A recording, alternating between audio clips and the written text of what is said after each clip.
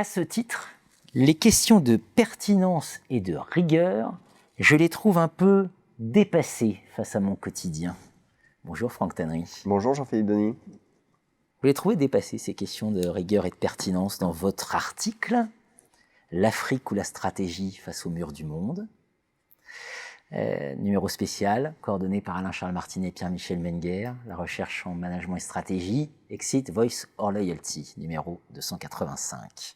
Je vous ai reçu pour évoquer la nouveauté de ce mur qu'est l'Afrique. Je vous ai reçu pour évoquer aussi les lignes directrices. Mais on n'a pas trop parlé de ce que signifie l'enquête, la recherche, etc. Et là, voilà, faites un petit coup de patte, pour faire simple. Le débat rigueur-pertinence, il est très structurant dans le monde académique. Vous dites, en tant qu'ancien prof de stratégie, et toujours prof de stratégie, parce qu'on reste toujours prof de stratégie, vous dites, moi, mon activité entrepreneuriale, elle me dit, il faut peut-être plutôt penser inquiétude et acuité. Inquiétude, oui, parce que tous les jours, lorsqu'on développe une entreprise, une activité, on n'est pas certain de ce qui va se passer, donc il faut être vraiment dans le monde de la sensibilité aux événements, et donc c'est une sorte d'inquiétude sur ce qui va vraiment prendre forme, et de rester toujours alerte. Et puis face à cette inquiétude, on va se dire comment on va pouvoir comprendre, connaître, découvrir ce qui pourrait se passer. Alors du coup, je me suis souvenu d'un certain nombre de débats, effectivement, anciens, dans les revues dites académiques ou scientifiques. Est-ce que les modèles sont rigoureux? Est-ce qu'ils sont pertinents? Et quand moi je fais des efforts de connaissance du monde, je fais des tests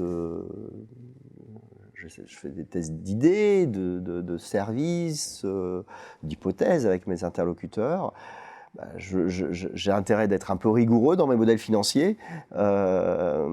J'ai intérêt d'être un peu pertinent, parce que sinon, si mes systèmes techniques ne sont pas pertinents dans mes centrales solaires, je risque d'avoir de sacrées difficultés sur la durée. Et en fait, ce dont je ressens le besoin premier, je sens, c'est une forme d'acuité, comme je furette dans le monde pour savoir finalement où se situent les choses, où se situent les événements, et de parvenir à donner forme à une image à peu près globale sur la dynamique qu'on essaye de construire. Vous nous dites qu'il faut agir sans savoir devant l'inconnu permanent. Oui, ça c'est un peu l'idée de la. On est en apprentissage continu, et en fait, ça veut dire qu'on va agir, mais on ne sait pas ce qui va se passer. On ne sait pas ce qui va se passer. Il y a trop de. On maîtrise pas les événements. Fondamentalement, on n'est plus dans la maîtrise. Et face à cette situation. Ce qui compte finalement, c'est presque plus une approche, on pourrait dire, méthodologique, d'enquête continue, d'effort de compréhension, et pas de connaissances établies, parce que ces connaissances sont totalement parcellaires, incomplètes. Je sais pas, quand je rentre sur un marché, sur un pays, pour chercher à développer ces centrales solaires dans les sites isolés, la liste des sites isolés que je pourrais équiper ne m'est jamais donnée. C'est pas quelqu'un qui va me l'envoyer par la poste, les interlocuteurs le connaissent pas forcément, et ainsi de suite. Et pourtant, il faut agir. Donc, il y a toute une construction sociale à opérer pour essayer de trouver, de parvenir à donner forme à ces projets. Vous évoquez l'infinie lenteur des transformations. Ah oui, ça c'est lié au fait que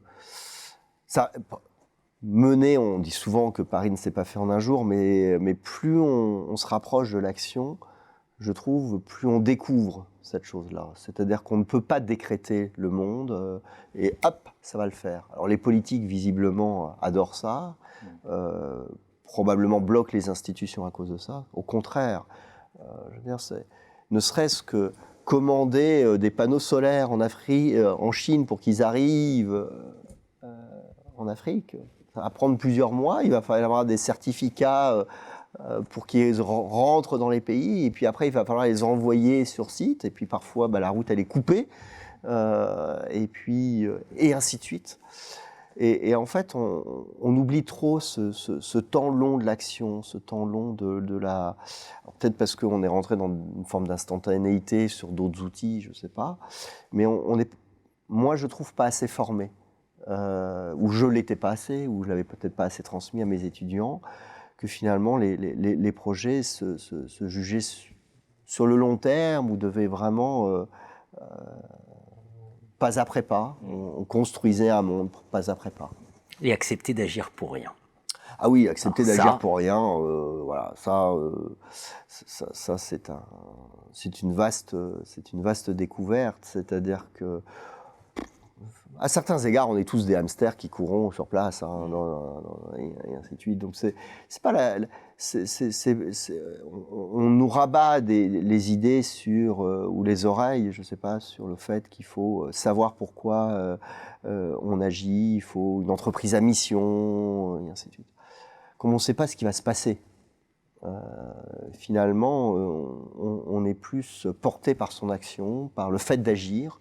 Et si on n'agit pas, il ne se passera rien, ça c'est sûr. Mais c'est pas parce qu'on agit qu'on va savoir ce qui va se passer. Donc du coup, accepter d'agir, accepter d'essayer de donner forme à quelque chose, et puis on verra bien. Hein.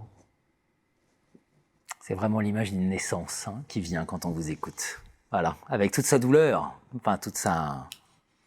L'Afrique ou la stratégie devant le mur du monde. Un article à retrouver dans le numéro 285 de la Revue française de gestion. Merci infiniment, Franck Tannery. Merci, Jean-Philippe.